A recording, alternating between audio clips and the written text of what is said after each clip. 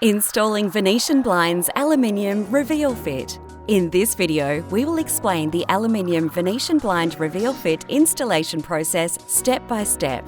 Start by opening the box. Carefully cut the tape along the edge of the box to avoid damaging the blinds. Once you have all the parts and your tools ready, it's time to get started. Measure 7.5 centimeters inwards from the left corner inside the reveal and mark this point. Repeat this step for the right corner.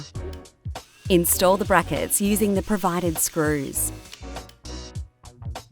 If additional brackets are supplied, distribute the rest of the brackets evenly in between the outer brackets. Insert the bracketing into the headrail with the word top facing up. Place the inside edge of the headrail onto the forwardmost hook of the bracket. Then hook the wand into the loop on the headrail. If your blinds are cord operated, install the cord cleats or guide.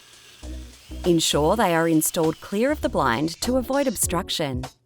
For child safety, place the cord holders at least 1.6 metres above the ground. And you're done! Your beautiful blind is ready for use.